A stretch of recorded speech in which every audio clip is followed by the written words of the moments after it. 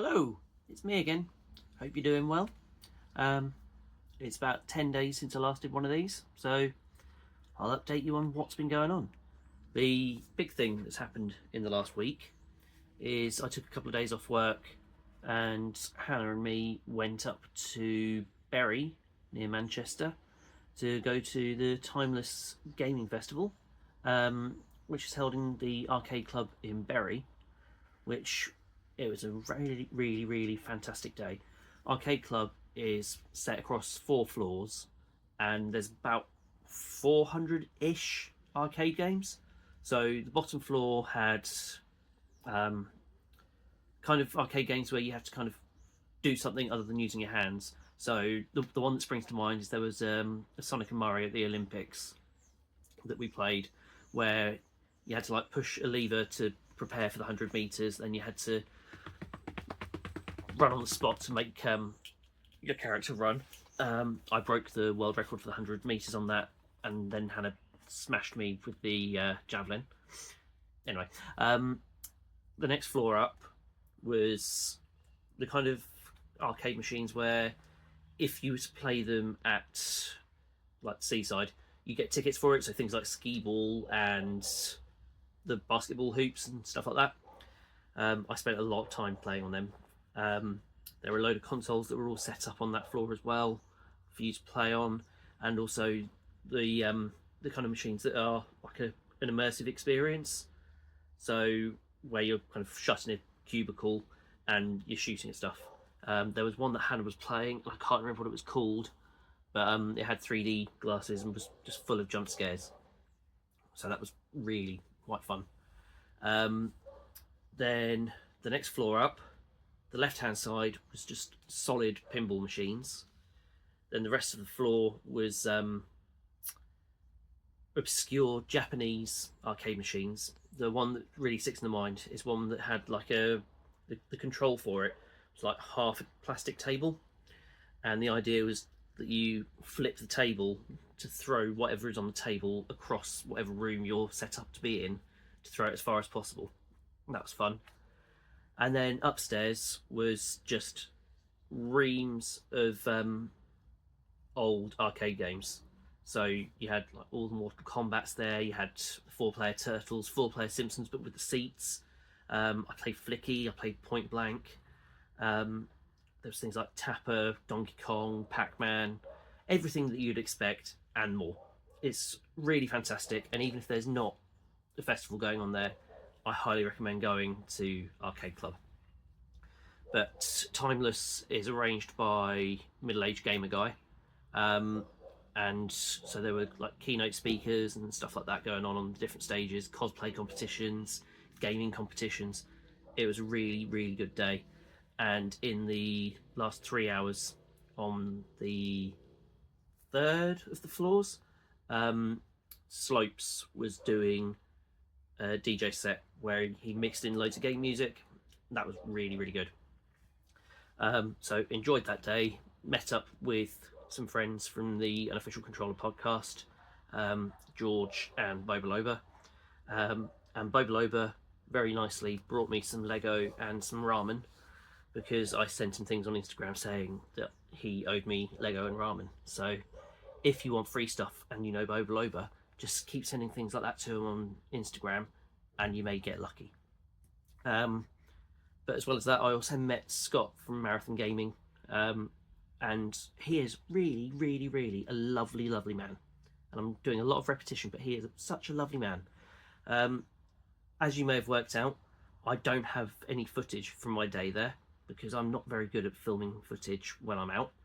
But luckily, Scott has done a really good video, and I'll put a link to it in the description, because he's really summed up the day very well on his video. And he also introduced us to a couple of games. There was also, I just remembered, there was like a 4-player Outrun 2, so we had a really good race on there. I think Scott won. But he is so enthusiastic and so passionate about everything gaming based. He's a joy to be around. If you don't know his channel, again, just check him out from the link that I'll put down below. Anyway, away from Timeless, obviously, as usual, I've been working. But the other thing that I've been doing is, I bought a Mega Drive a couple of weeks ago to practice recapping. I got all the things that I needed, like my soldering iron and stuff like that, and a set of caps. And so far, I've managed to remove one capacitor because I'm not very good at it. I bought it for practice, so that's exactly what I'm doing. But I've spent a good couple of hours and I've still only removed one capacitor. So I need to start watching a lot more tutorial videos to work out where I'm going wrong. Because I'm loosening up the solder and then it's not moving. So more practice is needed. So hopefully, if it goes well, I'll be able to do like a comparison of before and after. But at the moment, I've broken a Mega Drive. So now we get on to my challenges. I think, actually no, I'm not going to do the gameplay one yet. I'll do the weight loss one. Right now, that's gone to absolute shit. In the last 5 weeks, I've put on about a stone, which means that I'm about a stone away from from gaining any Mega Drive games through my challenge. Yeah, I don't have a clue what I'm doing differently, but I'm just piling on weight at the moment. I've got the treadmill now to try and get moving a bit more, but I just cannot work out what I've started to do differently in the last 4 weeks that's triggered this. So we'll ignore that. I have bought myself a couple of Mega Drive games anyway, because I like buying Mega Drive games. So the other challenge, while we were at Timeless, we played through the Simpsons game and we played through the Turtles game as well.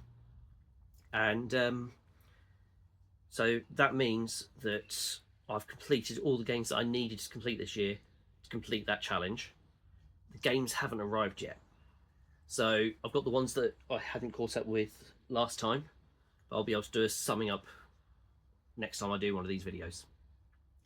So the games that I've picked up, again, you may remember I completely messed up with my challenge and put on a game that doesn't exist on there. And the decision that I made to cover for that was to get Bram Stoker's Dracula. Ooh, I'm reflecting badly there. For the Master System in place of it.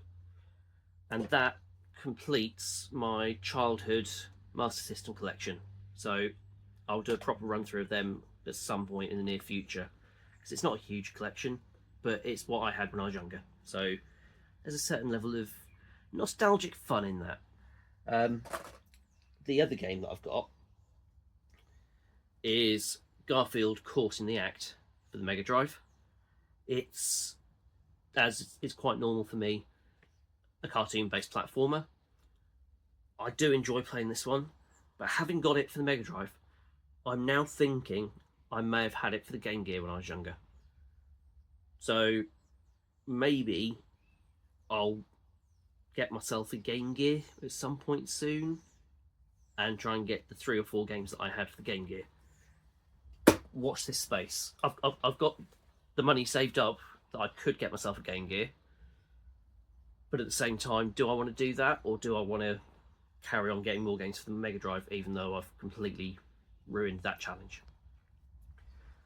Have a think and let me know what you think. And also, with that challenge being done, once I've done the pickups for that, I need a new challenge. Give me some ideas. The closest thing to an idea I've had is based around the amount of movie-based games there are for the Mega Drive, and maybe watching those movies and then getting the game.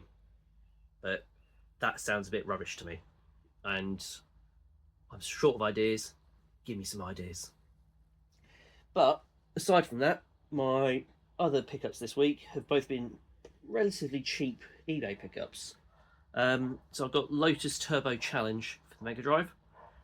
It's not one I've ever played on the Mega Drive. I used to play this on my uncle's Atari when I was younger. So I know the game. I remember it being fun. so I can get to play that a bit more on Mega Drive.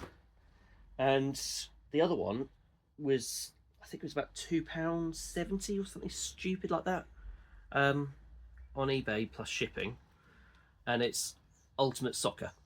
So a good little bit of sports fodder just to help bulk up the shelves a bit. And that brings my total Mega Drive collection to 111 games. So I think that works out something stupid like 17% of the full collection. I'm never going to get a full collection, but it can be the dream. The only downside to this one is, I don't know whether you can see well on there, but the back of the case is absolutely trashed. And they did a very good job of hiding that in their photos on eBay. So it's not brilliant, but I should be able to get myself some replacement cases fairly easily. Although I did buy myself ages ago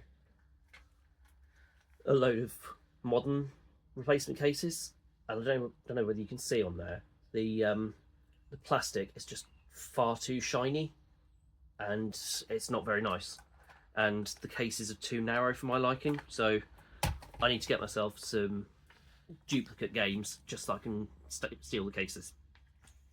So that's it for pickups. Gameplay wise this week, I have written a list this week so I know what I'm talking about. I've been playing Where in the World is Carmen Sandiego with one of my sons. He's only 8, but he's got such good geographical knowledge, it's brilliant. I've been playing Crash Test Dummies for the Mega Drive, which I've got up there, but I've been playing it on my emulator. That's the game that got the Mega Drive confiscated from me when I was younger, so I'm playing through that one to try and actually finish it nowadays. I've downloaded Far Cry 3 on the PlayStation to play through again, and I've been playing more of Sonic 2. I finally got up to the final boss now, and I can get past the Metal Sonic, but I cannot do the final bit.